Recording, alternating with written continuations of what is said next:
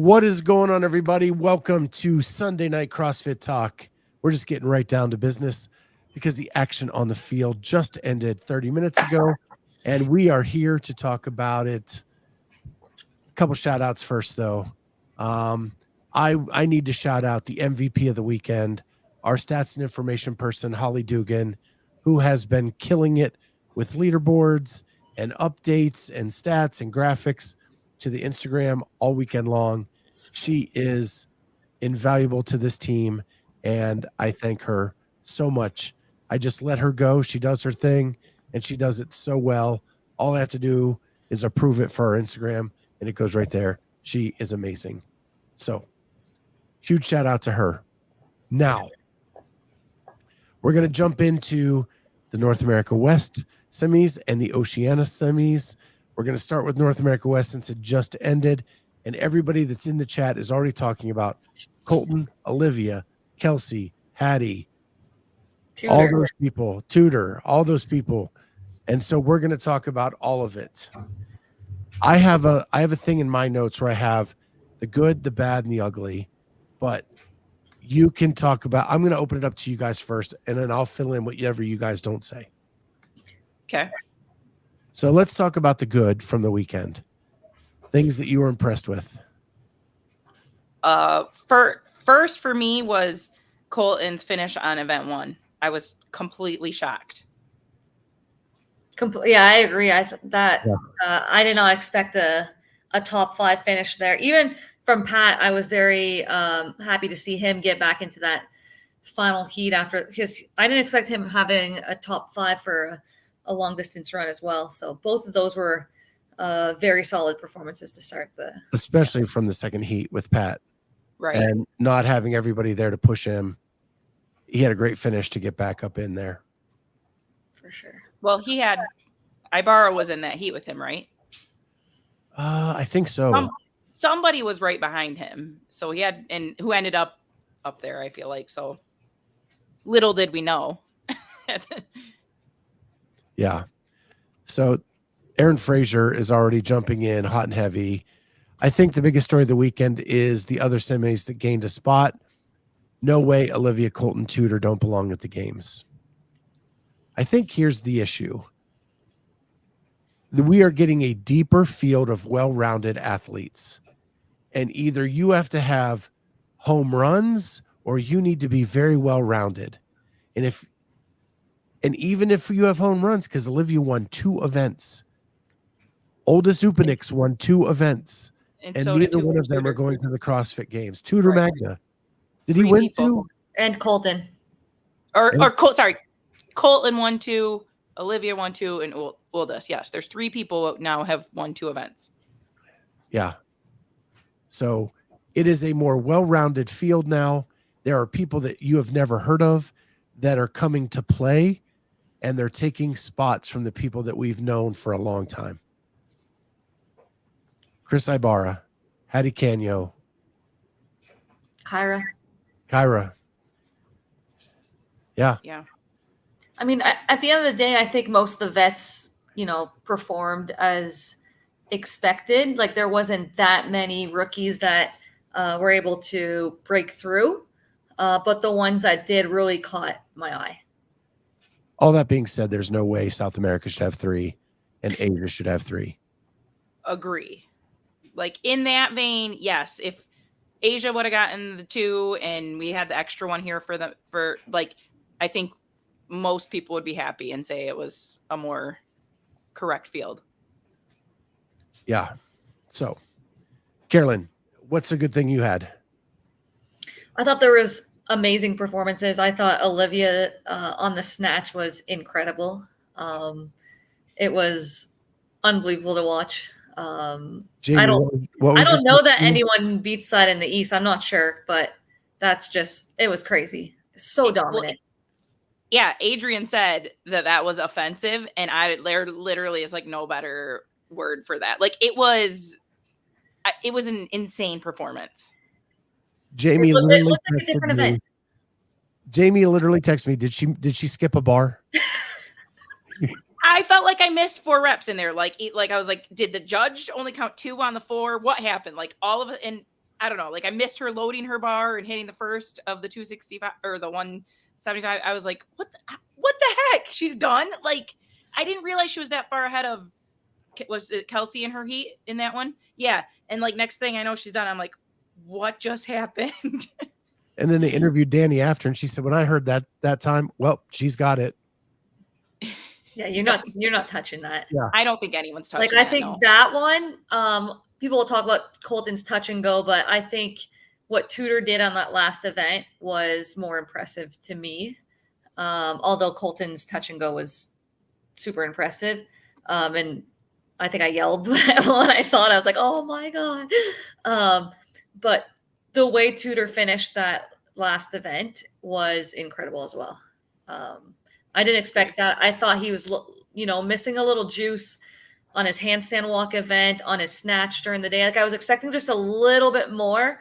Like, there's 3 good events for him today, like home run events. And I thought that at the end of the day, he did miss out on a few opportunities today to take a spot because. So speaking of that, let me ask you this on the handstand walk. He came out flying as fast as Cole Grieshaber did as well. Yep. Hit that line, got the no rep, and it seemed like he slowed down a gear. Did you notice that as well? I actually felt like I thought he went a little too panicky, and I was like, whoa, settle down, because we don't need another mistake like that, or you doing something dumb, like rein it in. It's just unfortunate. Yeah, to me, it looked like he geared it down a little bit after that first round. And maybe he just was tired. Maybe that another row just made him more tired. I don't know, but it just seemed, yeah. But he was not jittery on the last event. No. No, he sent the bike unbroken on the ring muscle ups, and those lunges looked like nothing. Yeah. The kid has all the talent. And I just, my heart aches for him, because when Jamie and I talked to him last week, like we said, we've picked you to win. And he's like, well, you're the only people. Like, he's so down on himself at this point with everybody beating on him. Like, he needs a win. Like, and maybe that last event is what he needs to get him over the hump to go further. Yeah. I'm going to switch this to the cooler. There we go. Hey. Yeah, my other one was, I guess that was it. That was it for me. Colton's touch and go and Tudor's world record in event 6. I really don't know if that's gonna be touched. I'm excited to see somebody like Dalen try. But man. Carolyne, sun's out, guns out at 8 p.m. I know. I just haven't changed. I need to shower still. But it is what it is. Anything else good? For me, Hattie being first going into the final day was awesome. And it's funny because on every other broadcast, like, she's unknown, nobody knows, like, and you've had her on so much. We did a whole series this year, a whole series with her training in Bali, like a whole series. I think at the end of the weekend, on the broadcast, Lauren Killow was like, I can't wait to learn more about her. And in my head, I was like, we have plenty on Clydesdale. The same thing. Just sent the hair on my neck up again. When he said that, I wanted to just, Hey, everybody, can we pronounce her name correctly? Hattie Canyo, not Canyo, not Haiti, Hattie Canyo.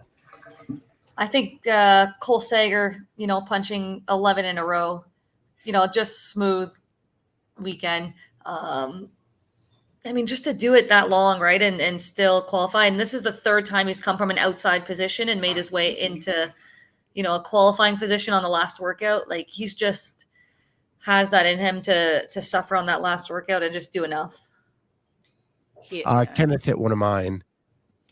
James Sprague went from a bubble athlete to a contender. He looked confident. Yeah. It's like it literally last year he was a bubble athlete. And this year there was no doubt. No doubt he belongs.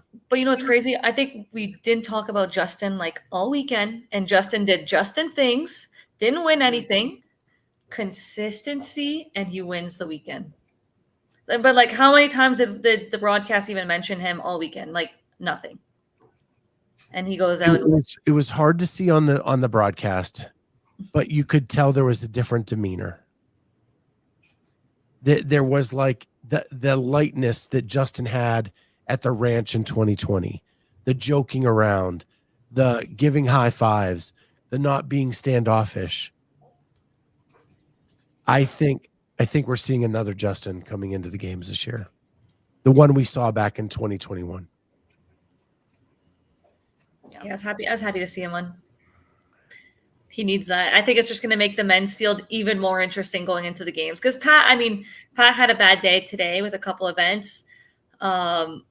But now that Justin's back winning, like you start looking at Ricky's. I mean, we'll talk about Oceana soon, but Ricky's back, and you got the East coming next week, and James is looking good too in the West, and Brent and Pat and Justin. Like there's the men's field. The men's field has never looked better and deeper. I'm super excited for that. And I went to pick the East for tonight. Good Lord. Like it's not even possible to narrow that down to 11. Yeah. James W says the mullet, the goatee, the whole is greater than the sum of its parts. It can't be argued. Justin is back. That's funny. The goatee looked good. Looked a little Snidely Whiplash, like he was coming after the Canadian Mounties. If you get that old reference. No. You don't? Dudley Do Right? The cartoon back No. in the day? Oh man. Come on. Man, am I old. I had a couple more goods that I just want to throw out there, and you guys can jump in. I thought Caitlin Bernardin was really good in the first three events. And then she got out of her skis, and like the rest of the weekend kind of went away. One thing because we're going to hit the broadcast in other ways, but the remote cameras on the rig were awesome. That they could get the shots from above from the rig without having a cameraman all up in people's business under the rig. I thought that was a great addition. Tetlow PRing the last bar twice to finish. Yeah, that was awesome. Was really awesome. And then I had Colton's touch and go. Yeah. Where the bar came down sideways and he still pulled it off. When he brought that down, I was like, oh no, you are not. Like, I was like, there's no way you're getting this. Oh my gosh. And Bruce is right. Abigail Doment had an incredible weekend, a very Justin-like weekend. Yep. She didn't win a thing. She was just consistent throughout the weekend, did her thing, and ended up on top at the end of the week. Even I didn't know in terms of running capacity, I didn't think that she was going to be a top, 4 or 5. And then that first event, she did super well there. So looks like she has a lot of strengths, and she's looking to have a good season this year. I agree with you. I think they tried to get some monitor shots while they're on, but it's I know I've been in that situation, like when I was filming Rudy or Jamie for documentaries. You don't want to get in their way. And it's tough. The monitor's not that easy to see. Yeah. So Kenneth Lapp, great weekend for Trista Smith. It really was. For her being 18 years old, first time in the elite. She competed last year in the semis, but still was a teen athlete last year, coming out and having a shot on the last event. Pretty awesome. Yeah. Agreed. All right. So then we go to the bad. Who wants to start the bad? It was empty. Yeah. I had that in the ugly. Yeah. Okay. But I agree with you 100%. I don't know. I thought it was going to get more packed as, Saturday went on and Sunday, especially today. And it still didn't look like there was many fans. Like the atmosphere wasn't that loud. So that part was disappointing. I know California can be busy and there's other things going on, but I don't know if it's a lack of promotion or what's going on, or because we have the games, North America just has a lot of other events that they get to see. I'm not sure, but there's something that needs to get figured out, because you look at Oceania and Europe, and you'll see South America this upcoming week, and it's crazy. Like it's packed, it's loud, the atmosphere is unbelievable. Oh, it's a holiday. Alex says it's a holiday weekend. I forgot for you guys. The other thing is, but so what's holiday weekend? It's in a city where there are other things to do. You could make it your vacation, but they always put it in the, there's other things to do in LA, but it's also a horrible traffic town. And it's just so expensive. Exactly. So expensive to get there. They need to find more affordable locations. Yep. Because I mean, I tried to get there, and the plane tickets were just unreasonable. It needs to just be a more central location. And maybe the fact that we have two of them splits the viewership. I don't know. Maybe there needs to be one 80-person one with just all of North America, and it needs to be in the center of the United States. I don't know. Yeah, I think California's too expensive. Yeah, I forgot about the long weekend for you guys. Maybe put it on either week 1 or 3. Cheaper for flights, everything. Larry Young said, looking at the stands for the first time, I was like, your gym travels for regionals makes a difference. We've talked about that on the show, that when we lost regionals and the ability for your gym to drive to a local comp, it made a big difference. And I agree. I think they should not schedule on Memorial Day weekend. But I think what happens is they wait till the last minute to try to find these venues, and then they're stuck with there were more people in Pasadena last year in the shopping center than there were at this iconic location across town. Yeah. Agreed? Like, you were there. I agree. It was sad. It kind of surprises me. Like, I thought both semis last year were fairly well attended. The stands were pretty packed. I completely didn't expect, and one of them was on Memorial Weekend, so like we can't say that is the reason. But East was the Memorial last time, and maybe that's a function of being a little bit cheaper of the two locations, so it was more feasible. So Bruce says that people enjoy the games, not the semis. If you enjoy the games more than the semis, you're not a fan of the sport in its deepest sense. There's way more to do at semis. There's way more access to the athletes, and the tension is so much higher because there are so many people's goal just to make the games. Mm-hmm. When you get to the games, you have 2 heats of people just happy to be there. Right. And everybody is competing on these weekends. John Gonzalez says, as an event organizer, I can tell you they got a sick deal on that venue because it was Memorial Day weekend. There you go. So we're doing it because it's cheap, not because it's what's best for the sport. Yeah. So my other question to you is, we've cut back from 60 to 40 and 40 or 38 to 30, right? On teams, or are teams the same? 30 on teams. 30 teams, I think. Yeah. Okay. So 20 less athletes there. That's 20 less families to be there. Does that make a difference? More shots of having local heroes out on the floor? I don't know. One of my bads was that, like, here at West, like the bottom 10 were pretty inconsequential. So there is a point where too much, but that's where, when I say I feel like there should just be one field of 80 in North America, you're going to get a better well-rounded set of athletes, as opposed to seeing these 10. I don't think you're going to see that bottom 10 situation at North America East. Yeah, I don't think so either. But like, it seemed like the quarterfinals didn't weed out some people that didn't have as much handstand walking capacity or snatching and just kind of the basic higher skills. I was surprised to see in such a bigger region like North America or even Oceania, that the bottom had a big gap between the top, let's say, 2 heats and then the bottom 2 heats. Yeah.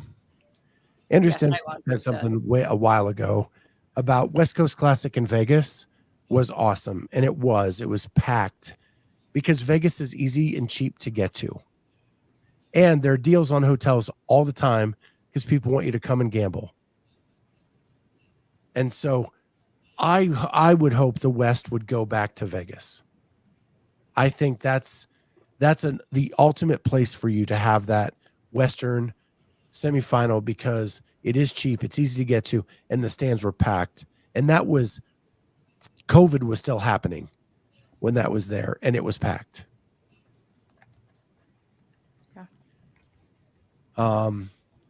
I'll just finish up with this. It's not easy to throw in any event in California because it's so expensive. I'm in a New Jersey, and to rent an expo center for 3 days runs me like 30 to 40K. Semis I would imagine is a loss leader for them. Yeah, they've said that a lot.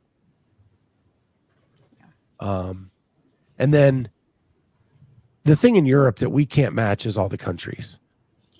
Yeah. Like we can't, it's like an Olympic event there because you get to go root for your native person. And that brings a level of intensity that we can't emulate here. So, any other bad other than the lack of people? Ken's Will Leahy's injury. Yeah, hate to see anybody get hurt. Yep. Along that lines, I think Colton and Tudor, we had high hopes for both of them going into the weekend. Not great outcomes for them. And Sydney Mikulishin, we've been following her for a couple years. I don't know what's up. Like, she has all the talent in the world. You saw the change in running over the last year, and it just didn't translate on the floor until the last 2 events. Yeah, the last 2 events, she looked like herself, had some good top 10, almost top 5 finishes, maybe close to top 5 finishes. And some of the events I thought she was going to do better at just seemed like it just wasn't her weekend. Because there were good events for her this weekend. For sure. My last bad is that if you guys weren't watching the simulcast on the spin, my very own co-host, Jamie Latimer, got into a fight with John Young, and now there's beef. I didn't get into a fight with him. I just was commenting, and then I got called out. And it's, me. Wait, what happened? So let me set the stage.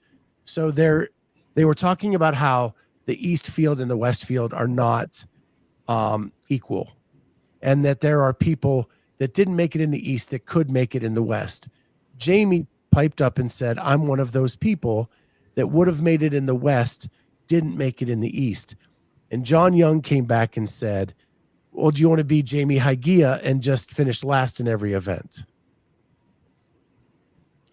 Well, I'm going to defend my friend. Jamie Latimer and Jamie Hygia are completely different athletes. Completely different. And they would have finished way different in events in the West. I would put Jamie Latimer's fitness up against any woman in the world. She is her engine is Sam Briggs-esque. And she would have killed that run. Well, I think I would have been a lot like this Caitlin Bernardin. So yeah, you would have started hot. Yeah. Oh yeah. I'm not saying I would have done exceptional there, but John made a comment if he would have shown up, he would have at least had a home run and made, but I just would have been last. And I just was, me, I don't want a horn person. So I just let him talk, and it is what it is. That's why I'm tooting your horn. But he tested the workouts, not in the same order, not in the same probably transition. I remember he said that like he tested the last one and he gripped the dumbbells like with his grips. And it's like, well, I mean, if you got a better score because you grip the dumbbells, you grip the dumbbells. It's just hard to compare when you're at home. It's like when every time that the games happen or any semifinals and people are like, oh, I would have gotten this score here. It's like, but you didn't do that on day 3. It's not the same comparison. It's hard to. I think the East and the West field are a lot different in their strength. Let's say for the women, I think the women on the West have a lot more heavy hitters than the East. I think the East are more well-rounded, less specialists, if I were to say, in terms of the people that are in the field. Like there's a lot of home run people. They were like fighting for spots, right? That's just my. But I'm going to defend my friend, and she is not Jamie Hygia. Jamie's I love incredible. Jamie. She's incredible, but they're completely different athletes. Yeah, they're not the same athletes. Or they're completely different athletes in what they're good at and what they're not good at. So to compare the two was just an uneducated response. Yeah. Yeah, I mean, we had completely different leading up, like through open and quarters. Like I was doing well, even amongst worldwide. Like, yeah, you were in the top 40, weren't you, at some point? Like worldwide? Yeah. Yeah. I don't know. I mean, but I would I have like we just know my strength is my weakness. Carolyne. She'll never admit it. Strength is my weakness. I'm aware. I do think I'm pretty fit though. Like I think I can. I don't ever get much of an opportunity to showcase it. Like that, I feel like I'm better in person. I don't get that opportunity very often. She's still the only female to try to kill Taylor. Yeah. And that's saying something. Yeah. That was not the best workout to attempt to kill him in. But. Well, no, the box overs were taller than your head. Yeah. But, yeah. Gave it a go. All right. So now we go to the ugly. And one we already touched on were the crowds. So I have 3 more. Okay. I mean, for me, it's like always coverage. Really tough to see the storyline. But just, coverage in general. I think it's been talked I mean, especially like the last event. Like, yeah, okay, we want to see the winners or whatever, but we want to see the cut line people. So show more of the field so that you can see, because we could barely see Colton and Cole for a while. And it's like, no, I want to see the people like looking to get their spot to the games. Yeah, agree. After being at all the semis for the last couple years, it really hurt me to watch the broadcast and not be able to see what I wanted to see. When you're used to looking at the floor and looking at the story you want to know about, free will is awesome. Right. The broadcast really, really sucked for me. The other thing I'm going to say is, with all due respect, get your facts right. Like, you have people in the wrong camps. You have people like doing the wrong jobs. You're calling people in their lanes the wrong name. Like, just get the facts right. Yeah. That really was upsetting me. And then I don't know how Mike Arsenault did it, but to tackle the Hamburglar and steal his shirt for today. Was that is Northern Spirit French? Was that like their, or are they Italian? I don't know. But I felt like that was their like theme shirt for their, I don't know. Like, I don't know where that came from. It was crazy. That was wild. That shirt was wrong. It was, yeah. I was waiting for him to put the face paint on and start miming.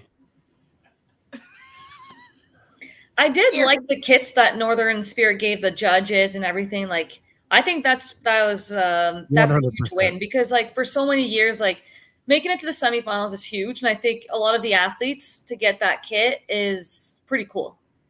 So I think that's a good that we could add that Northern Spirit gave.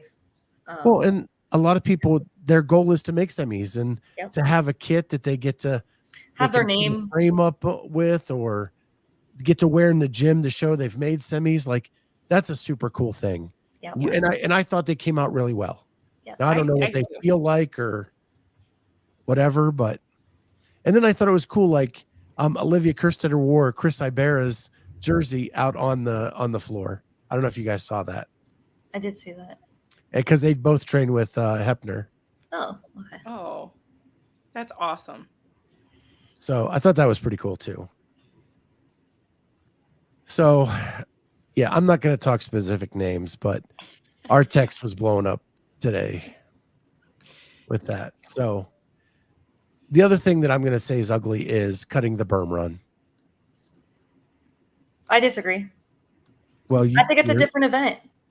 I think you want to make sure that, like, if they're running 1,200 meters and it's like the time cap is going to be all messed up, like, you want to make sure that, like, I get it's a different semifinal, but you still want to make sure people are going to the games with, like, a similar event. They don't need the berm run. Like, we got to get rid of the whole history. Like, we already have the tennis stadium. Like, I think get over it. Draw spectators, and that draws spectators. It wasn't. There was no spectators. There was Cut no across the soccer field and take the 400 off the flat piece. Instead of going around the soccer field, go across the soccer field. Sure. I still think it needs to be pretty close to 800. Like, if it's going to start, like, if people are going to start getting time cap just to add the berm, like, I don't agree with that.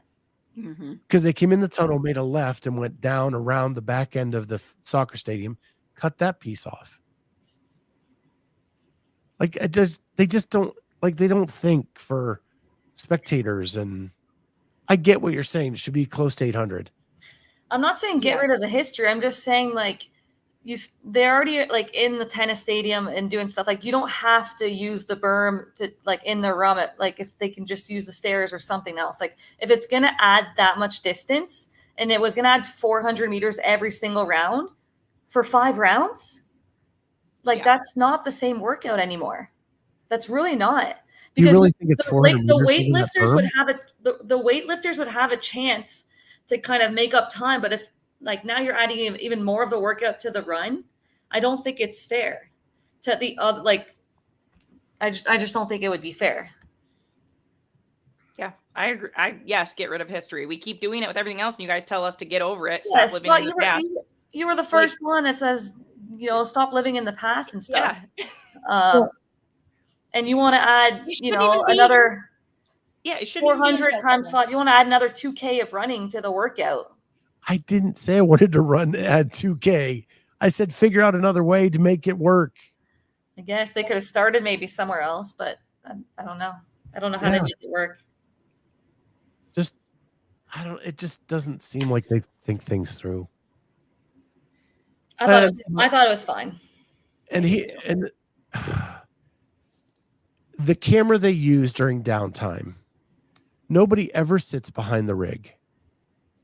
So you have an empty stadium to begin with. Yeah. So why show the empty part of the stadium on every downtime? Put the camera behind the rig showing the start finish line where people are actually sitting, and it looks like there's at least a few people in the stadium. Or play commercials. Like, let's try to fund some things. Maybe someone will pay to have a commercial run during the time. That's a novel concept. Make some of your money back. Yeah. Promote CrossFit. Yeah. All that stuff. But, like, I'm sure that there are companies that would love to get onto a stream with hundreds of thousands of people in a very niche market. Yeah. John Gonzalez says, promote Clydesdale during that time. We take all of that. L1s. Well, they were doing the 20% off. No affiliate promotion. Yeah. They would name, like, Go Ruck and Northern Spirit during the broadcast. Why not run a commercial? Right.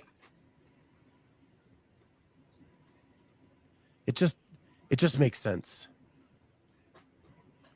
So, but even that, when you're, like, setting up and getting ready to go and you have that one shot, make the one shot where the freaking crowd is so it doesn't look so bad.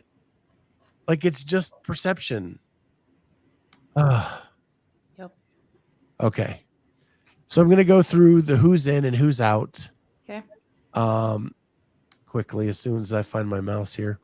All right. So on the women's side in North America West, we have first place Abigail Domet, Alex Kazan, Ariel Lowen, Hattie Canyo, Emily Rolfe, Danny Spiegel, Bethany Flores. And I said it last week, never count that woman out. She could have 6 broken legs and a broken back, and she's still going to make the games. And Kyra Milligan. Cool. Bethany? Yeah. Oh, yeah. Well, Every Bethany's year I so count her fit. out for injury, and every year she makes it. If she was healthy, like she's so fit. She made that snatch ladder look easy.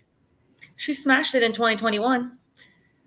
She probably just needed that confidence to just hit that weight again, which she did on her Instagram story or maybe a post this week. So that probably just, helped get the confidence before the competition to know that she can do it. Because sometimes with those back injuries, like it's like breaking that wall barrier that's like, you're protecting yourself constantly. Even though you could be like, I don't know what she's going through. She could be somewhat okay, but she's still scared to get to that point where she could injure herself. So not surprised that she made it. She's so good. On the men's side, we have Justin Medeiros, who took the championship. We have Brent Fikowski, James Sprague, Pat Fellner, Sam Quant, Chris Ibarra, Brandon Luckett, Cole Sager, and Cole Greasesaber. Chris Ibarra, people were saying, who is he?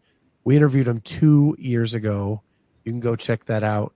He was part of our semifinal series a couple years ago. What a vast improvement from a couple years ago. Totally working on strength. He was a gymnast, kind of came from that background, and now the heavy stuff did not slow him down at all. The other thing that popped in here, sad to see Rebecca Fuselier. Yeah. When she hit that last snatch, I actually shed a tear. Because I knew that had to mean something to her. And all the work she's done. Her placing on event 2 was incredible to me. It was another Big Becca. Yeah, like just kind of like Colton's run event went like 5th place or whatever. Like her placing in that shocked me, and I was like, holy cow. I really liked at the end when they were showing the girls in the stands, and she stood up the whole time and clapped for her competitors, and I think that's very respectful. It's hard to be in that moment, like she already knew she was out, but you still it's still hurtful, like being in that position, and just to stand up and clap for every single person that made it. It's not easy to do, and she was the only one to do it. I thought that was cool. Yeah. And another huge shout out for us.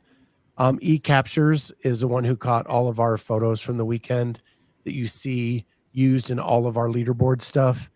Make sure you go to his Instagram. He's put up pictures all weekend long, killed it all weekend long. And I just got a message from him that he put up the podium pictures for us to go ahead and put those out. So eCaptures, go check his stuff out. He's awesome, and really appreciate him doing that for us this weekend. So Oceania, let's start with the women. Any shockers there? Not really. I mean, I put Van Zyl in my Heat 1 pick, but if I don't know. I just kind of threw her in there, kind of going down the list. So I'm not really surprised that she didn't make it. I think if I would have sat and thought about it, I probably wouldn't have picked her. I had Georgia Pryor one out, and I've talked about her a lot. I don't know if I've talked about her on here with you a lot, but I know if Patrick Clark gets on, he and I are in the chat usually bringing her up when people are talking about that region. And she's such an incredible mover. I'm so excited that she punched her ticket. I was surprised for Van Zyl. I thought she looked off. I don't know if she's coming off an injury or anything like that I don't know about. I thought she was going to get a spot.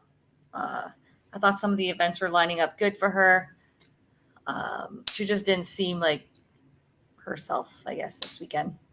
I think it's starting to get to where it's not a surprise that she's not making it anymore, and that's sad.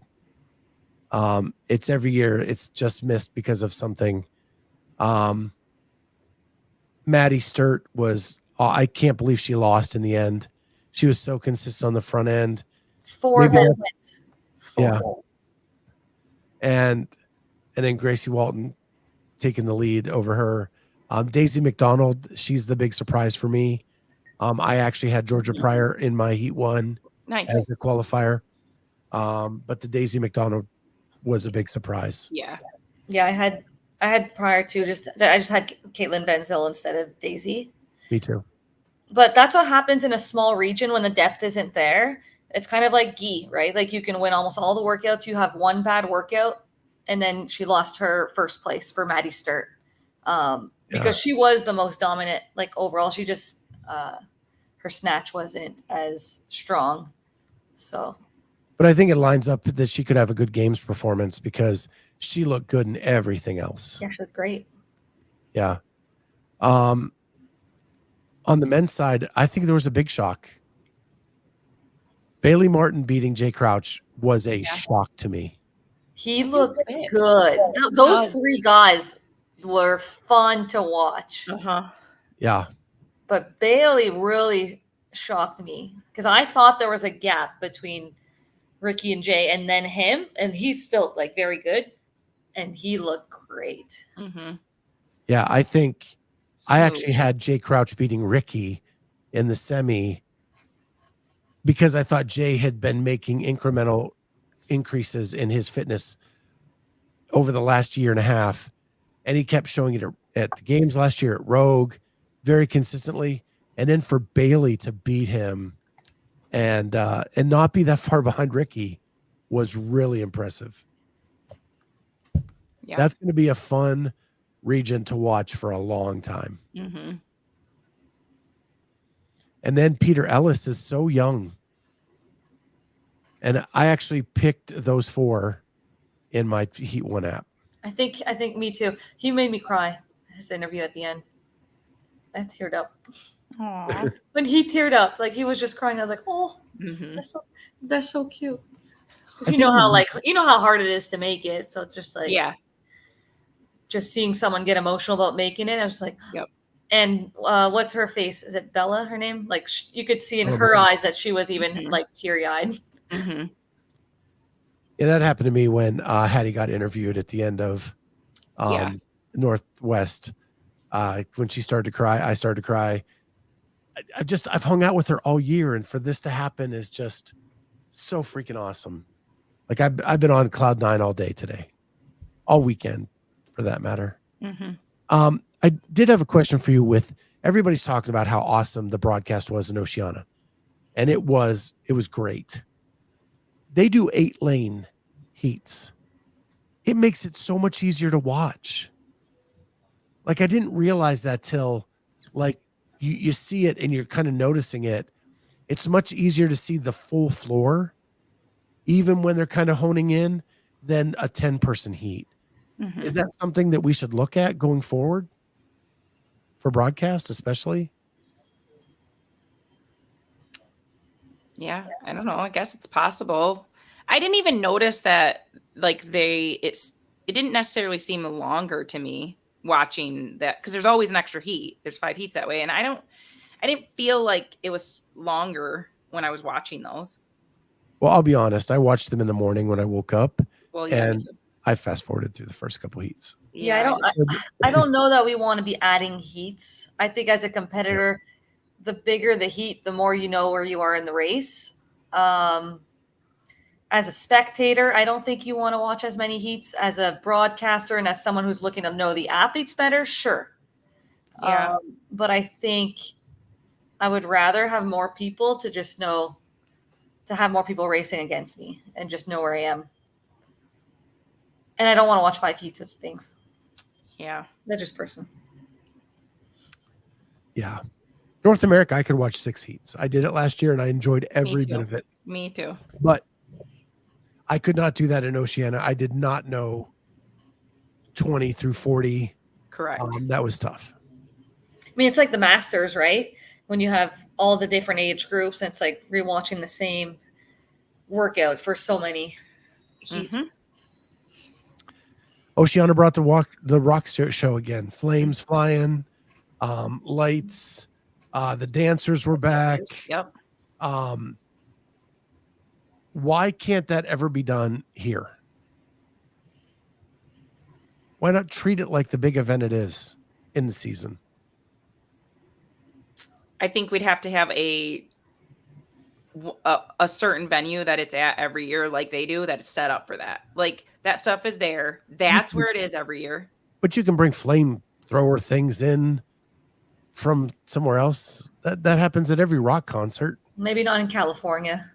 Probably get in trouble. True. Probably a rule against it there. Yeah. But I mean, Vegas does that all the time. Then maybe we need to go to Vegas. Yeah. John Gonzalez says, what's cool about Oceana is the vibe. You can feel the vibe through the stream. And you really can. It was great. Every bit of it. Any other thoughts about Oceana? No, I missed day 1 or 2, whatever. I didn't see anything with that Zack Thomas coverage. So was there any like update on that? On what? I'm sorry. Zack Thomas withdrawing. I did not get any update on that. I was reading this comment. Oceana semis, regionals, and whatever it will be has been amazing since I've watched Gaunts in 2013. Thing is, I don't think CrossFit is booming here. I just think we want to support our friends. Valid point.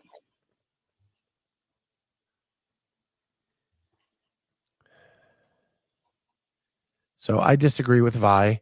I was at West Coast Classic in Vegas. I don't think it was empty, but it was COVID. It was still COVID at that point. And the lower bowl was pretty full. I didn't even see the lower bowl a quarter full at this one. Linda Jerry says, yes, he's okay. He came to spectate on the last day and cheers competitors. That's your Zack Thomas update. Thank you. And that was a cardiac event, right? Yes, correct. Okay. Took me a minute to remember. That seems like 3 weeks ago now. Oh, yeah. He said he had it happen like twice or something before, but not to the extent that it happened during event number 1.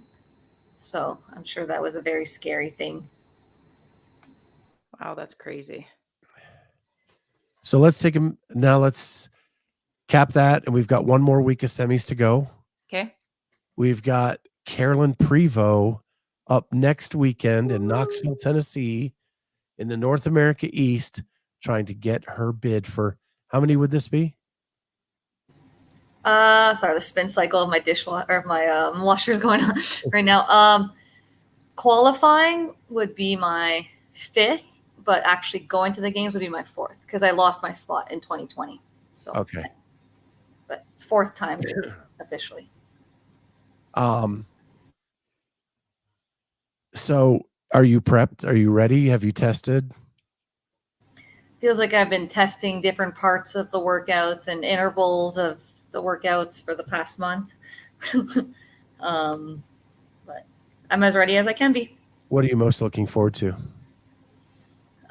Just trying to be consistent all weekend. Like I don't see myself having like home runs and I don't see myself having bottom finishes.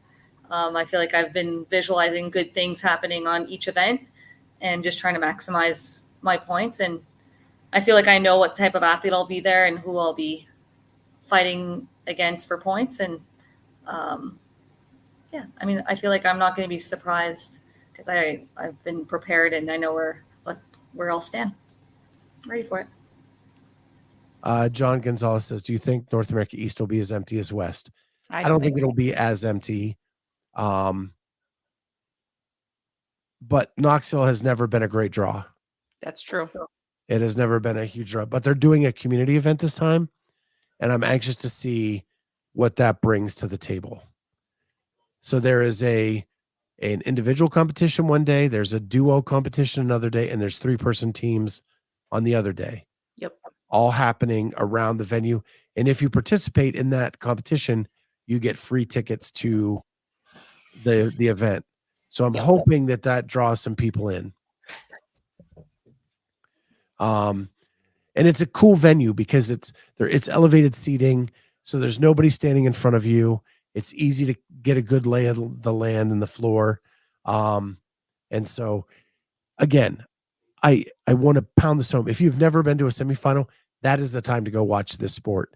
It is much better at semifinals than it ever is at the games. And if you want to meet athletes, you're going to meet them at semis. That's just the point blank bluntness of it all. Mm-hmm. So with that, please go root on Carolyne next week. She needs all the cheer squad she can get to get her to the games. So now is that time that we pick who we think is going to go to the CrossFit Games from North America East. We'll start with the men, where Carolyne can participate. We are not going to make her participate on the women's side and call out the people she is going to beat to go to the games. So I will let Jamie go first for the men. Okay. And do you have these in order or not? Ish. Yeah, I guess. Close. Okay. I do too. Okay.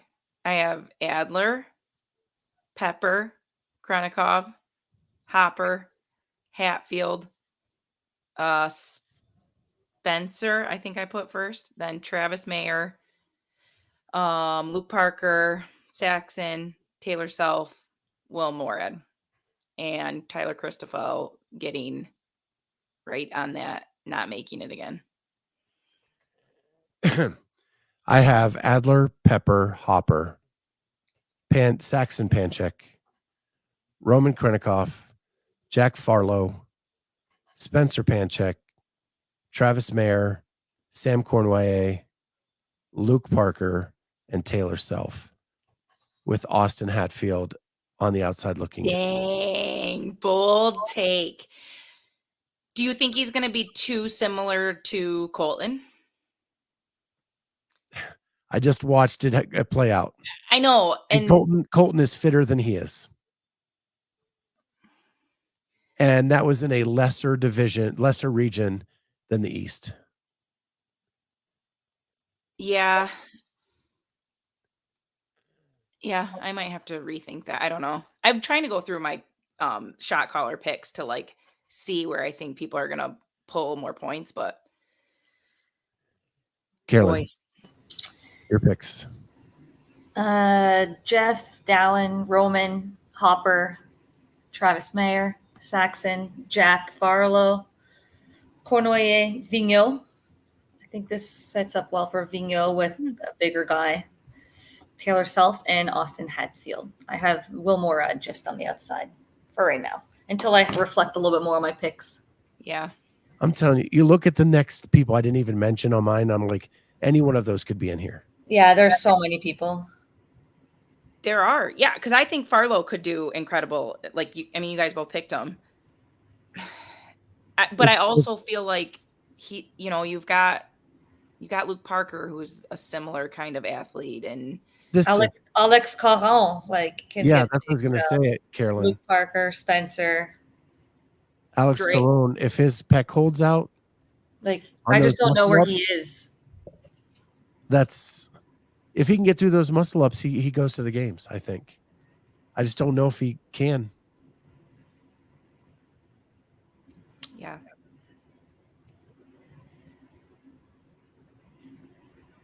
And Lynn is asking, you all have Taylor, even though that snatch event. I don't think it's that. It's squatting. I don't think the nature of that one, like, it'd be like if he had to do a shit ton of pit. Like, I actually think workout 2 is going to be tougher for him to manage that than the snatch event. Like, I'm not. But then he has great double unders and really good toes to bars. Very good toes to bar. Because his grip strength is really good. Yeah. And his upper body pulling is really good. So can he? I think he's fine going unbroken on those squats. I don't think it's as heavy as it could be. So I think he'll be okay. I have him just getting in because he's willing to die for points. Mm-hmm.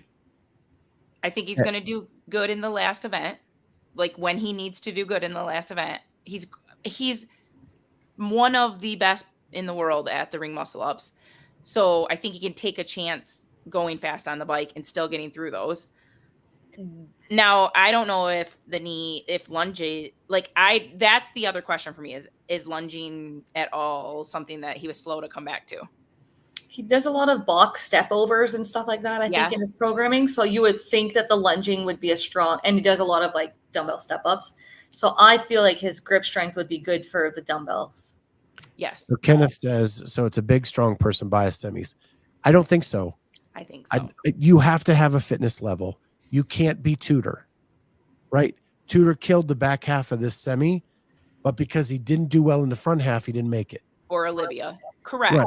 Right. But I think if you do have fitness level with that. I think if you're a gymnast specialist and a weightlifting specialist, the weightlifting specialist has more opportunities, like a strong person, to stay relevant all weekend. I think if you're efficient, you stay in a better shape. For sure. I mean, if you're just fit overall, that's the point. Like you look at a Hattie Canyo, who she's not the biggest athlete in the world, but she is efficient at those snatches. Oh yeah. She's efficient at all of her movements, and it just played out where over the course of the weekend, her thirds, her fifths, her fourths, all led to her making the CrossFit Games.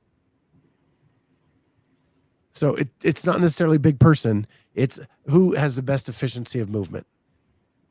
And if you are bigger, it's going to help you on the bike. It's going to help you on the row.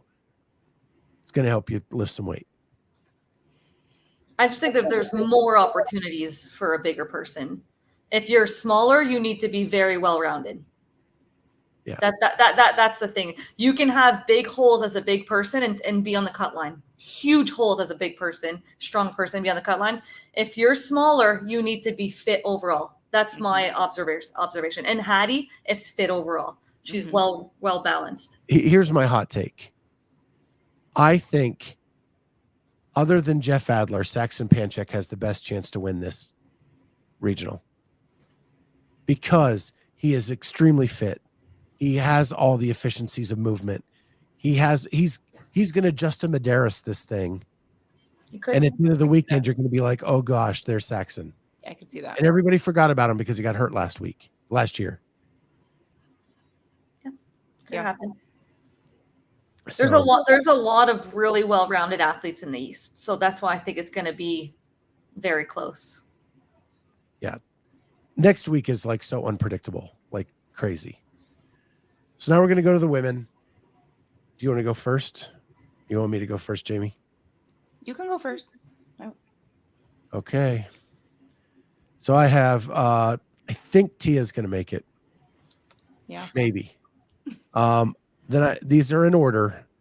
Tia, Alexis Raptis, Emma Lawson, Danielle Brandon, Paige Semenza, Annika Greer, Amanda Barnhart, Haley Adams, Carolyne Prevost, Caroline Stanley, Fee Sagafi, and Shelby Neal on the outside looking in. I have Neal on the outside too. And Brooke Wells not making it. Okay. Just not confident in her shoulder. Yeah, I'm struggling with both her and Amanda, to be honest. And I probably will rethink this list at a later date. But right now I have Tia, Emma, Alexis, Danielle, Haley, Annika, Fee, Paige, Brooke, Carolyne.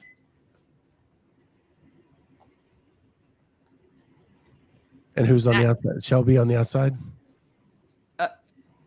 That leaves Amanda Barnhart right on the outside. Oh, okay. But you have Shelby out too. I have, basically I go Shelby Neal, Ellie Hiller. I feel like she could do really well at a few of these events, like kind of like Caitlin. I don't know how she's going to shake out the weekend. Like I think she could be top 3 in event 1. She's one of those longer, she likes the long workouts. Yeah, I just talked to her last week and I didn't get the sense, right? Like I don't get the sense she feels she's making it. So I guess. Yeah. Well, I don't think she will make it. But I think she might be kind of close. Maybe not. Maybe she'll be further down. So Gardy Sanchez says Amanda Barnhart is going.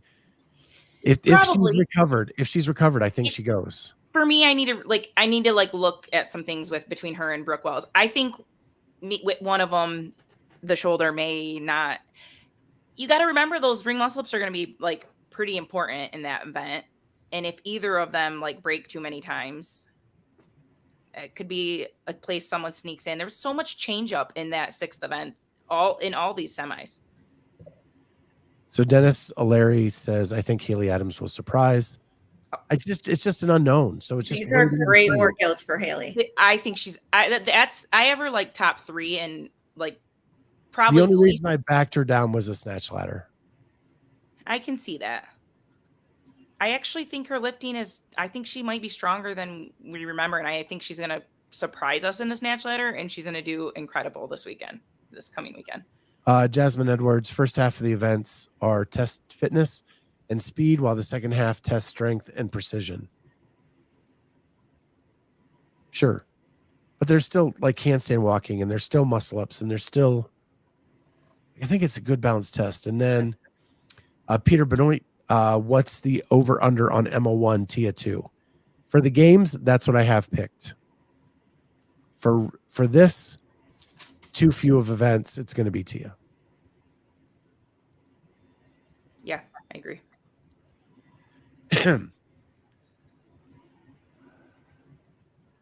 Event 6 didn't go to plan for 95% of the ladies in the West compared to training and testing. That's from Tristan Patrick, who just watched Hattie Kenyo, his athlete, punch her ticket to the CrossFit Games, but bobble on the last event. That would have been an event I would have thought she would have done quite a bit better than comparably.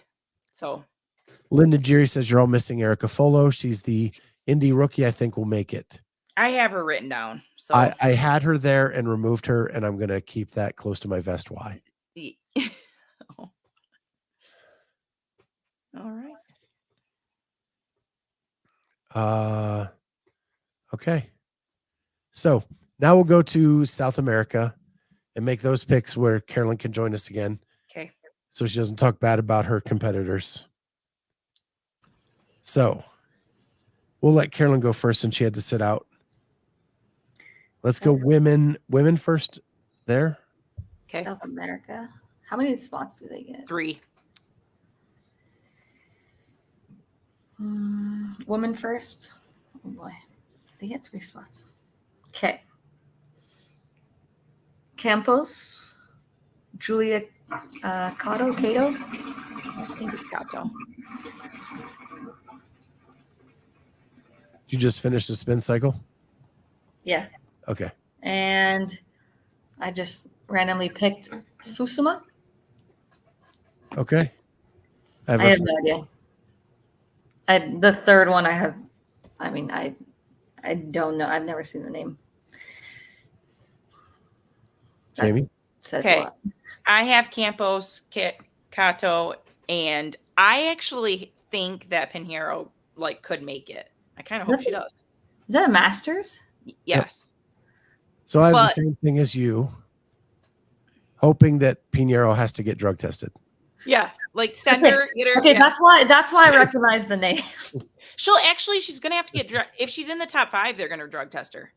Yeah. So and I think she will be, but I think some of these events suit up very well for her. She's good at ring muscle ups. She's good at squat snatches. She's incredibly strong. So I don't know. And Lex says tester. Selfishly, I hope she goes individual so that she's not in my bracket. Gardy Sanchez says Emma 1 is crazy. Tia barely lost to Laura at Rogue, and after that, Emma was behind them by a mile. It's been a year. Emma is 19 years old. Tia hasn't been on the floor in a year. That there's a lot of unknowns, and everybody just assuming Tia is going to be the exact same athlete she was 2 years ago is, I think, gambling a lot on that. Yeah. Lex also said nobody wants to say it, but I will. Test her. We've said it. We've said it. We want her tested. All right. And I think Luisa Marquez will round out that top 5. Then we have the men. Okay. I'll go first. Okay. Guy first, Kaylin Souza second, and Kike Cerveni third. Augustin Riquelme on the outside looking in. Okay. I did Guy, Augustin, Cerveni, and then Killian looking in. I have Guy, Kaylin, and Riquelme. Nice. I think Lex makes a great point. We don't even know the athletes in South America to say they need 3 spots. Agreed. Yes. Agreed. It's ridiculous. We would rather have Kerstetter and Tudor and whoever Or from missed Europe out. or North America East. Yep. I would put Guy on the outside. He always has a hole. Normally I would, but with the 3rd spot, I don't see how he doesn't get in. I agree. And I think these will line up pretty well for him. Snatch ladder. He should do well in the double under with the front squat. He's very strong. Mm-hmm.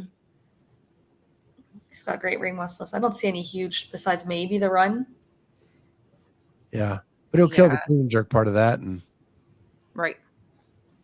we all know Campos is good, but I think South American leaderboard is going to be shaken this year because of the way The events are. The events are this year. I don't know enough about the best person out of South America, if we all agree, is Victoria Campos, wouldn't make the games in the East, and yet they get 3 spots. That's the crime. Would she even have made the semifinals in the East? I do not have those numbers, and I don't want to speak out of turn. No comment. She's got really good ring muscle ups. She does have good ring muscle ups. That I know. Really good ring muscle ups. But it is clear cut. There's no, when you look at the people you have to leave off in the East, she would not even qualify in the East at all with 11 positions. Right. Yeah, I agree. She'd be lucky to finish top 20 for sure. It's not a dig on her. It's just a fact of. Yeah. I don't know how they got 3. It's crazy. All right. Africa? Are we doing Africa? I didn't even do that one. But they only get 1, right? Correct. Give me your 1 and 2. Give me your first out. Keelan. Yep. Same. I'll go Ruan Duvenage. That's my first out. Yep, that's why I first out. Okay.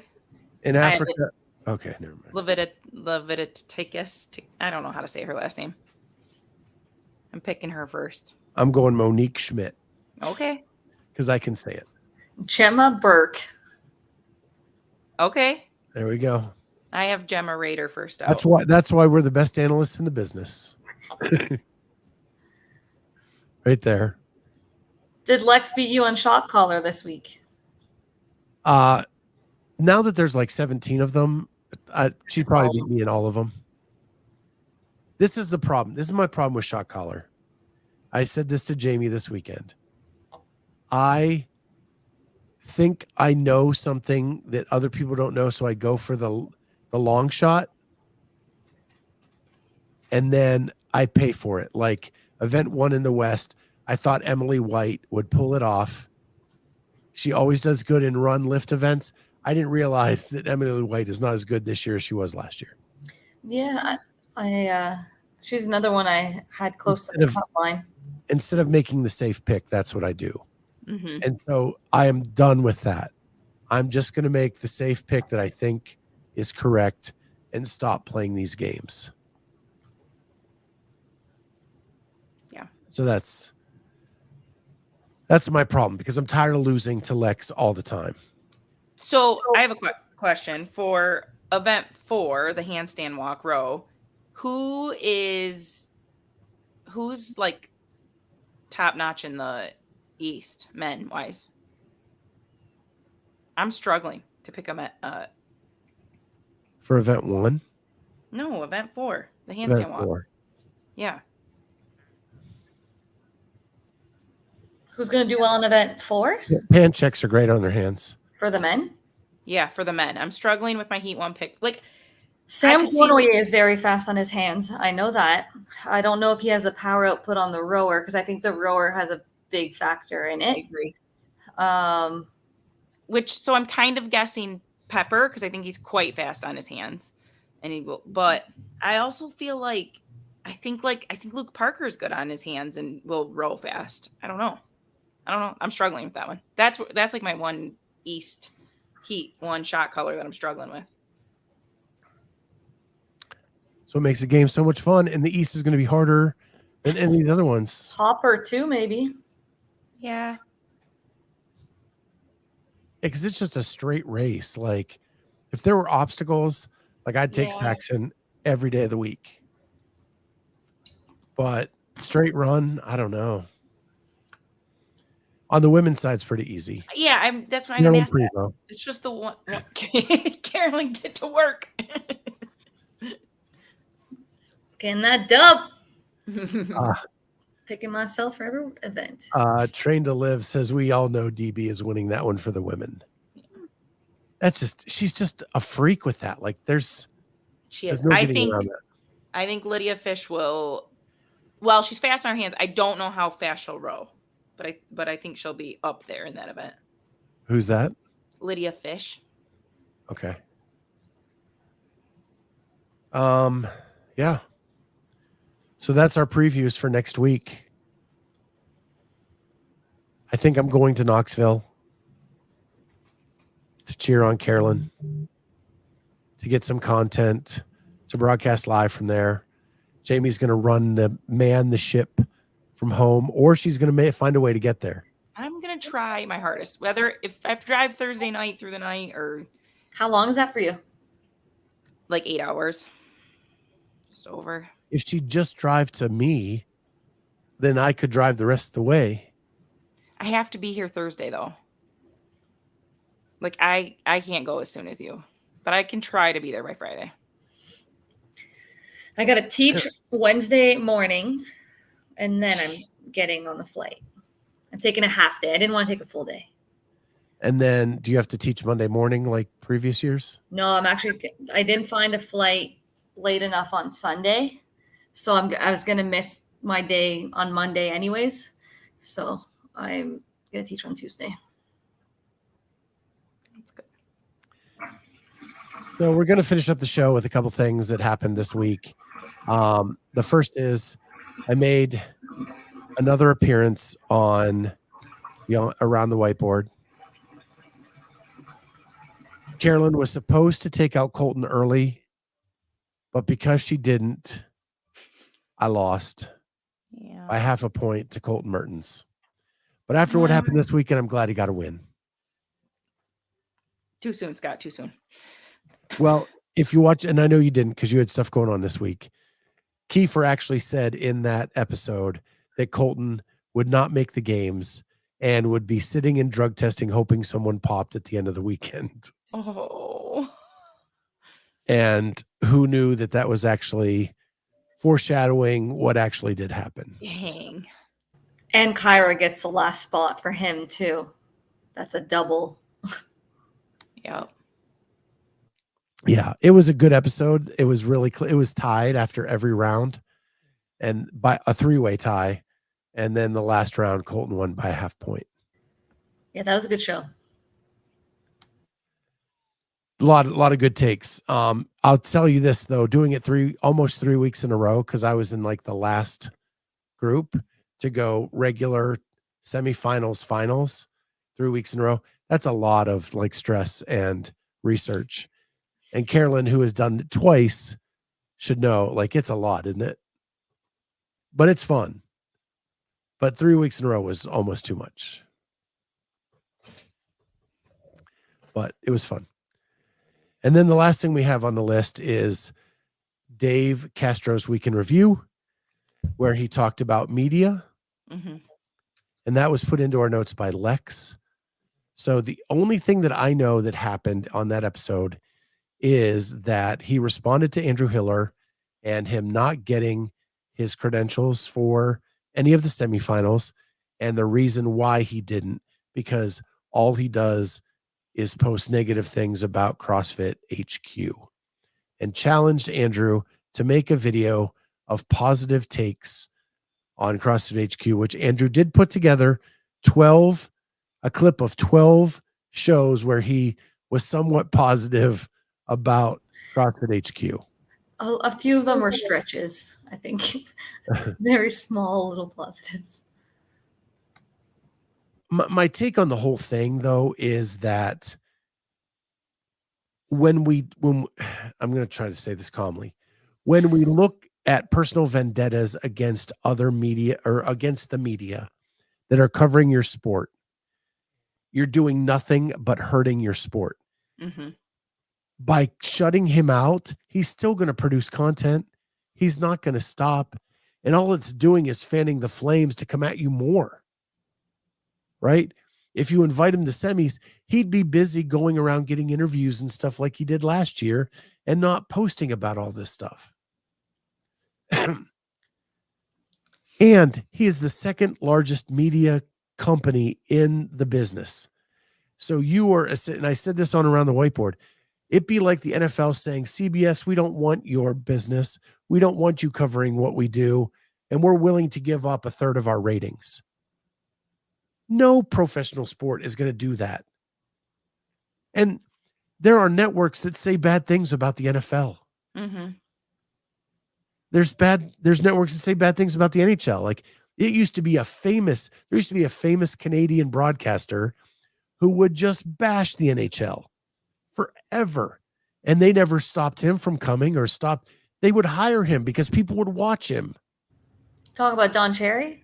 That's who I'm talking about. I mean, he eventually got fired, but right. But for some of his takes that were cross the line. So he eventually when he was like 80, right? So he was around a long time before the firing. That's all I'm saying. CrossFit needs to start reaching out to third-party media, not alienating third-party media. They need to use them. And share their stuff on their page. Yes. Like it's already done. For the work is done for them. So use the content that you like from the third party. You don't have to grab everything from the third party, but the stuff that is promoting, what the good stuff that's happening in the space, that's the stuff that you share. And if you don't like the stuff, then you don't share that part. Let me use this as an example. How many people were in the crowd at West Coast Classic? 6. Right? So I did all these interviews leading up to semifinals with all these athletes that were going to be there to get to know them. I tagged West Coast Classic in every single one of those. With the reels after it was done, and worked my ass off to make sure I had a reel out from every interview that went to West Coast Classic before West Coast Classic came out. How many of those got shared by either West Coast Classic or CrossFit?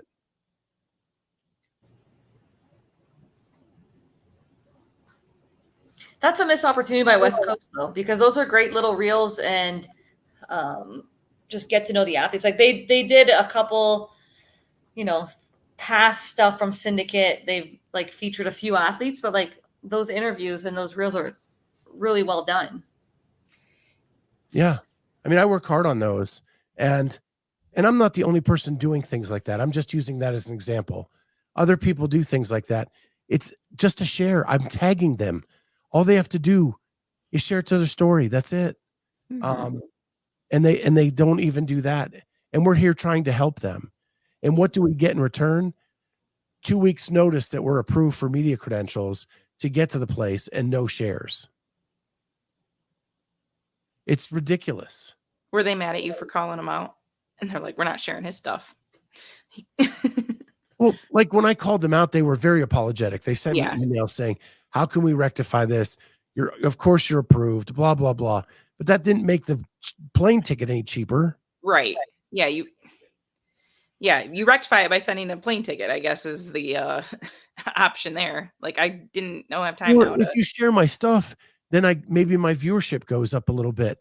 And then it's easier for me to come cover you even more. And now we're working in tandem instead of working against each other. Like and subscribe. So post in the comments. That's the part of old school CrossFit that I get really upset about, that we need to get rid of. That's the history we need to get rid of. Yeah. Not the berm run. I agree. I think that's a trending problem with Dave, especially. Vi kind of says it here. This was my thought when I was listening. I listened to the Dave right before because I told you I hadn't, but so I went and listened. And Vi says other people have reported being shut out, blacklisted by Dave for ticking him off. I think this decision was pretty in line with his behavior in the past. I think CrossFit in general has it seems to be just a bunch of yes men, and things just like keep going and whatever. Like, the bad things aren't obviously not getting talked about and fixed. I think they just have a bunch of yes men around them. And so what you're telling us as media is, don't say any bad things about us. Don't criticize us, because you're not going to cover it. We're not letting you into anything. That's what that telling Hiller, you're not welcome, tells every other media space. You better get in line. That's not good. No. Well, on another take. Well, let's go here first. Jasmine Edwards says, you got to shake things up to get a result. I think she meant Hiller. Hiller speaks on things that are tough, but may not come across easy, but CrossFit listens. And do they listen? The people they listen to are the unsilent minority. Like the age group semifinals having to not start till a Friday because people work. If you are serious about competing in age group semis and you want to go to the games, you will find a way to get those workouts done. Just because 3 people bitched about it doesn't mean you change it for everybody. Yeah.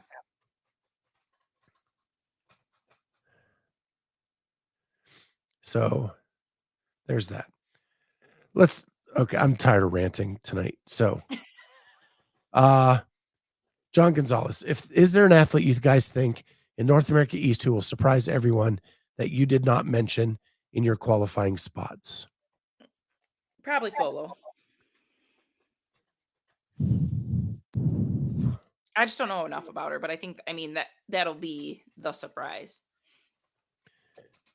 I think Jamie's right. I think Ellie Hiller could surprise, just especially the first 2 days. I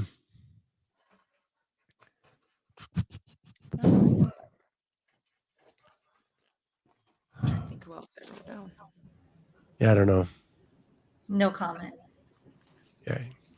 On the men's side, I think everybody's been talking about Austin Hatfield. I'd have to look at the leaderboard. What about Benoit Boulanger? You know what? I did think about him. I don't know. He's training with Jeff all the time. He's training with Carolyne. That's true. I think he'll be close to maybe he'll be close to the cut line. There's I don't know. I don't know enough about him, but I'm telling you that cut line could go to 20th, and we'd it's still crazy. Be it's like I think Dre Strom could have a exceptional semis. I think Seth Stovall's incredibly fit. I'm just trying to think of people that don't have that name behind them, like some of the others. Yeah, let me open up the list. Yeah, I only wrote down so many.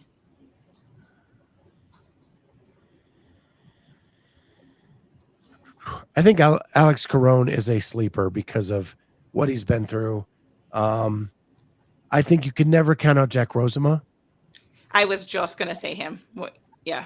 But just like the Tetlow Mertens Hatfield thing we talked about, he's similar in stature, but I think he's a little bit stronger. So Yeah. I would go with like Jack Rosema. I think that would be my sleeper pick out of this list. And he was right on the cut line last year. That's a good pick. Forgot about him. Yeah. There's so many. Like there's like it's like 20 people fighting for 11 spots, really. Yeah. Even more probably. Like it's just going to depend on what kind of weekend people have. How do you think? I have Benoit in. How do you didn't have Christopher in, did you? Do you have him like even close? No. I'm always rooting for him. I feel like he just needs his shot. Yeah. I talked to Will Morad last Friday. I think he's really wants to try to be the first duo to do games, both Masters and Elite. I think he just wants to be the first. Yeah. Victor Hoffer isn't a big guy, no, but he's super fit. And he moves very well. Yeah. Yes, he moves very well. So, and Will Morad always seems to find a way. I agree. That's why I have him there. Just like Cole Sager. Yep. Like him and Cole Sager are that cockroach you just can't get rid of. Mm-hmm. And when it comes to announce who's going to the games, they're the last name mentioned. Like he's going to do well in that running workout right away. I think he has a really good snatch, doesn't he? Yeah. And he's going to do great in the muscle up, the last event. He's just fit. He kills a bike that he gets to do that twice. He's a good handstand walker, isn't he? Well, he's great at handstand push-ups. Yeah. I don't know how that translates. I think he's fast on his hands. And his shoulder endurance must be pretty darn good. He's not the biggest guy for the row, though. You're comparing Jamie Higia and myself. You're just being John Young, Ken.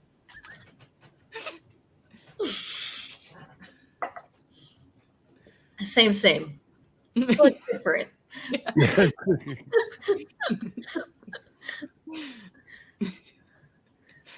Morad did not retire, Bruce. Mm-mm. Had him on the show. We haven't had a Masters athlete qualify, right? Mm-mm. Nope. So is Will's the last chance? I guess there's one master female. Pinheiro. No. And I guess she could. In the East for the females. And then she'll pop and it'll all be over. She did. What was the one that won Crash? Oh, Klutz. Yeah. I don't think she has a shot. No, I know, but I'm saying that there's not many that are in the field.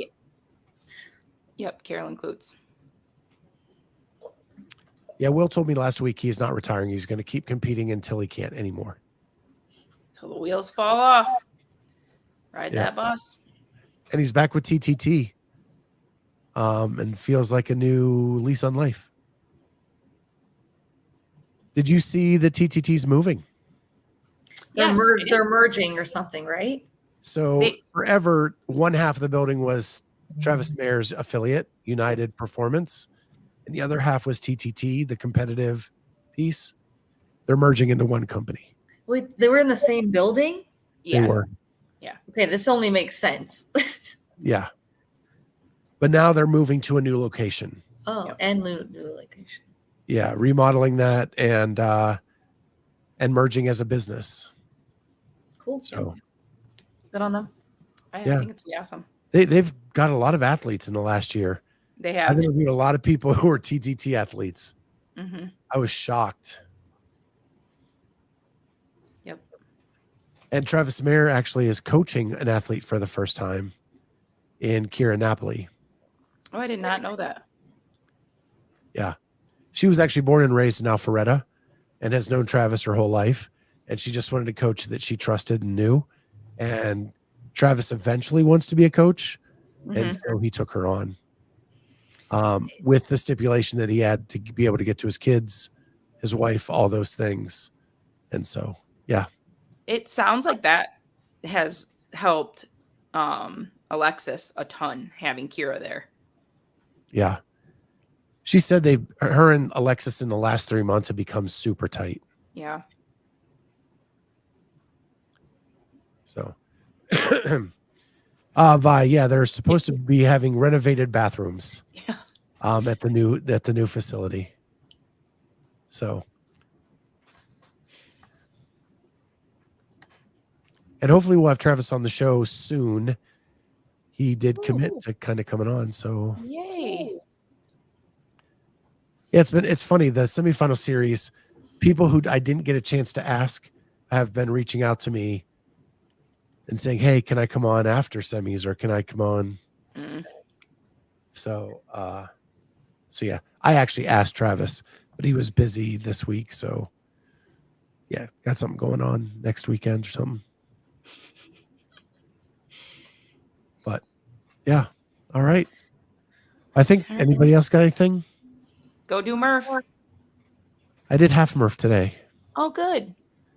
Yeah, and I wanted to make sure I was recovered if I went to Knoxville. Yeah. We did it yesterday. We've always done it on Monday and do like a barbecue at the gym, and we wanted to shut down, so we did it Saturday morning with a barbecue yesterday, and it was nice. I'm glad that it's done. I think I'm the least sore I've ever been from Murph. I partitioned. I've like never partitioned Murph. I was like, I know I'm going to be hurting tomorrow. So Lex wants to know when Carolyn's coming on for the semifinal series. I don't know what I would even ask her, because I always ask her stuff on here. Yeah. We're good. This is your And then tweet. Kenneth says, bearded Scott is always upset. Great riffs when Scott does have a beard. Did you do half Murph with a partner, or? I just did it myself. I had a beautiful morning today. It's supposed to rain tonight and tomorrow, so I got it in when I could. Plus, I needed to be outside. I just needed to. What's your scaling for the pull-ups? Did you do it at home, or did you go to IMAX? So I scaled. I did it at home. I biked. I actually biked a mile front and back, and did half the middle. And I did it with ring rows, and then push-ups and sit-ups, or push-ups and squats. Oh, you have a set of rings at home. Nice. I do. I do. Yeah. And I started full push-ups, and then I went to knee push-ups about halfway through. They went away hard. Yeah. They go away for all of us. Yeah. So, all right. Well, hey, Harley Mom says, great show. Wood or plastic rings? I have wood rings. I actually bought, like, gosh, it seems almost 10 years ago now. I bought a Charlie package from Rogue. Oh. So it comes with like an Ohio bar. Yep. Set of 45s, 35s, 25s, 10s. Rings. Does it come with a wall ball? Yep. Wall ball, kettlebell. Yeah. It was a nice, like, little cool kit. Yep. And then I've added on. And then last week I get a message from Andrew Sten, who's I haven't seen in here lately, but He was that Rogue was moving out of their original location, and any equipment left behind was free. Yes. And I was in.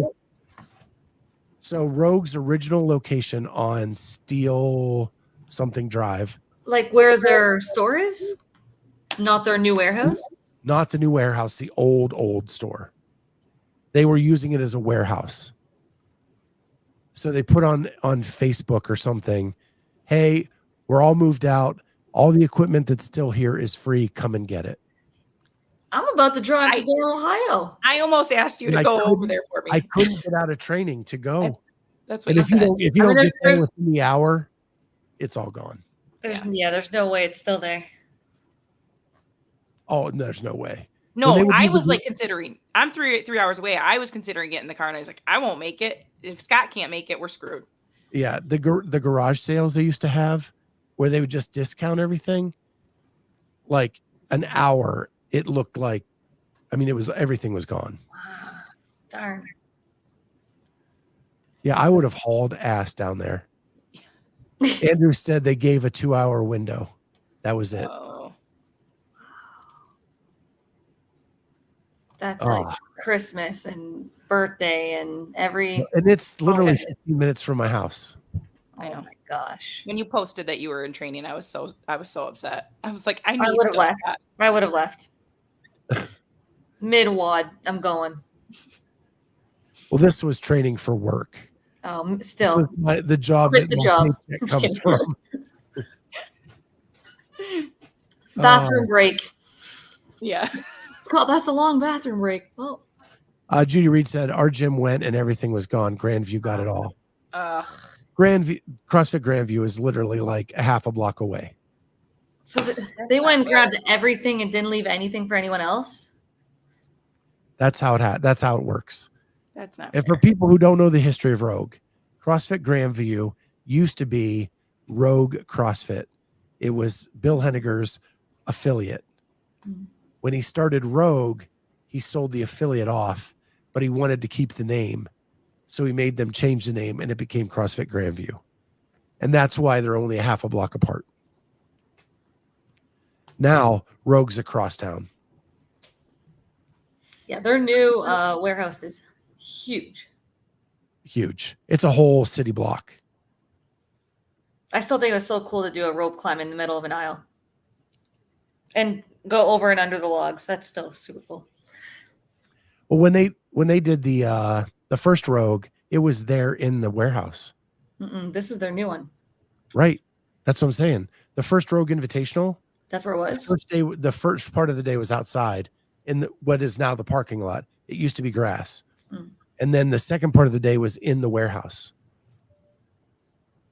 It was so cool. So cool. And then 17 point whatever open announcement was in the warehouse. And then they did. Don't they have a brand new one? That's where it was. It was just being built at that time. And then 22.2 or 3 was in the showroom of the new facility. That's when Saxon went against Justin and Laura went against Emma. I'm trying to picture it.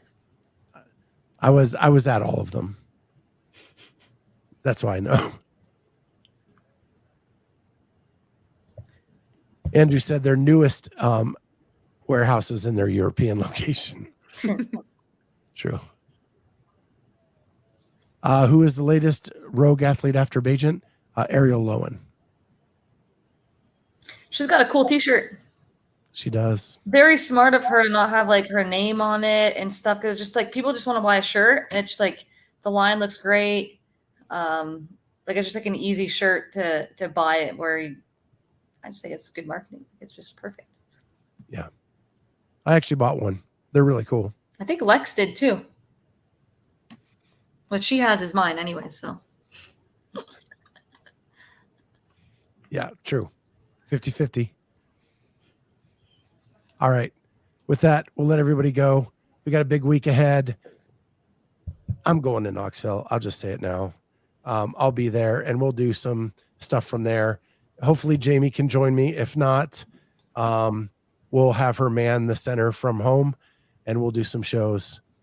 And now we're getting a squabble going on in the chat.